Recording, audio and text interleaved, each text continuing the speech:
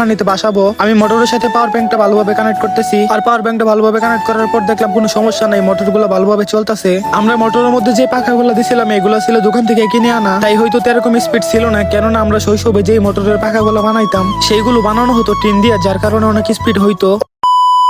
আসসালামু আলাইকুম। আজকে বানিয়ে ফেললাম একটা লঞ্চ, যেগুলো ছোটবেলায় আমরা অনেক সময় বানিয়ে থাকতাম। কেননা আজকে হঠাৎ করে মনে পড়লো শৈশবের স্মৃতিটা আপনাদের মাঝে কিছুটা তুলে ধরি, সেই কারণে এটা বানানো আর আপনাদের সাথে শেয়ার করা। এটা পানিতে বাসানোর আগে ভালোভাবে টেস্ট করে নিলাম সবকিছু ঠিক আছে কিনা। আমরা এটা যেভাবে তৈরি করছিলাম আলহামদুলিল্লাহ সবকিছু ঠিকই ছিল। তারপর আমরা আমাদের লঞ্চটা হাতে করে নিয়ে যাচ্ছি আমাদের শরীফপুর উত্তরপাড়া মসজিদের পুকুরের উদ্দেশ্যে। লঞ্চটা হাতে করে নিয়ে যাচ্ছি, আর মনে পড়ে গেল আমাদের সেই সোনালী মাখা অতীতের দিনগুলা, যখন আমরা কোনো কিছু আবিষ্কার করতাম তখন আমাদের কাছে অনেক বেশি ভালো লাগতো। আর আমরা হাতে করে লঞ্চটা নিয়ে চলে আসলাম আমাদের শরীফপুর উত্তরপাড়া জামি মসজিদের পাশে পুকুরে বাসানোর উদ্দেশ্যে আমরা সিঁড়ি করে নিচে নামতেছি। আসলেই আমাদের শৈশবের এই দিনগুলো অনেক সুন্দর এবং আনন্দের ছিল। যখন আমরা ব্যাটারি কিংবা মোটর দিয়ে কোনো কিছু আবিষ্কার করতাম তখন আমাদের নিজেদের কাছে নিজেদের অনেক বড় মনে হইতো। তো আমরা আজকে এই লঞ্চটা বানিয়েছি দুইটা মোটর দিয়ে, আর ব্যাটারির পরিবর্তিতে আমরা দিয়েছি একটা পাওয়ার ব্যাংক। তাই এটা পানিতে চালানোর আগে ভালোভাবে টেস্ট করতেছি পাওয়ার ব্যাংকের ওজনটা নিতে পারবো কিনা। টেস্ট করার পর দেখলাম আলহামদুলিল্লাহ ভালোভাবে ওজনটা নিতে পারতেছিল। আর এটাই হচ্ছে আমাদের অতীতের একটা অংশ, হাতে বানানো জাহাজ কিংবা লঞ্চ। তো আপনারা কি আপনাদের শৈশবে এমন কোনো কিছু বানিয়েছেন? বানিয়ে থাকলে অবশ্যই কমেন্টে বলে যাবেন। তো আমি আমার ছোটবেলায় অনেকগুলো স্পিড বোট বানিয়েছিলাম, আর সেগুলো বানানো হয়েছিল শ্যাম্পুর বোতল দিয়ে। আর আজকে মূলত কিছুটা সময় শৈশব থেকে ঘুরে আসা এবং আপনাদের সাথে শেয়ার করার জন্য বানিয়েছি এটা। আর আজকেরটা বানানো হয়েছে ফোনস দিয়ে, যার কারণে একটু বড় বড় লাগতেছে। তো এখন এটা ভালোভাবে সেট আপ করার পর পানিতে বাসাবো। আমি মোটরের সাথে পাওয়ার ব্যাংকটা ভালোভাবে কানেক্ট করতেছি, আর পাওয়ার ব্যাংকটা ভালোভাবে কানেক্ট করার পর দেখলাম কোনো সমস্যা নাই, মোটরগুলো ভালোভাবে চলতেছে।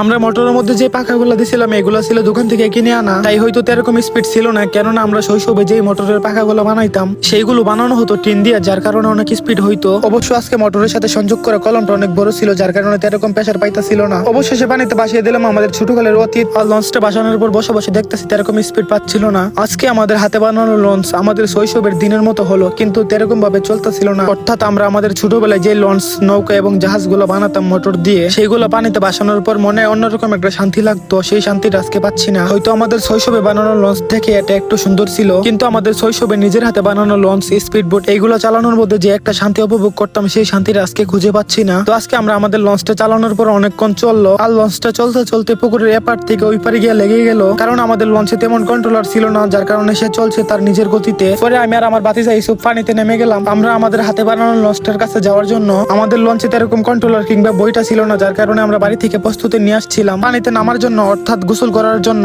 আমাদের শৈশবের মতো আজকেও পানিতে লঞ্চ চালালাম, কিন্তু আমরা আমাদের ফেলাসা দিনের মতো কোনো আনন্দই পাইলাম না। আর এটা হইতেছে আমাদের লঞ্চ, যেটা তৈরি করতে লাগছে দুইটা মোটর, কিন্তু এটা চালিয়ে আমরা এরকম মজা পাচ্ছিলাম না। অর্থাৎ আমরা আমাদের শৈশবে একটা মোটর দিয়ে লঞ্চ, জাহাজ কিংবা স্পিডবোট বানিয়ে যেরকম আনন্দ উপভোগ করতাম। আজকের ভিডিওটা ছিল আপনাদের সাথে ফেলে আসা অতীত শেয়ার করার জন্য। দেখা হচ্ছে নতুন ভিডিওতে। সবাই ভালো থাকবেন, সুস্থ থাকবেন, আল্লাহ হাফেজ।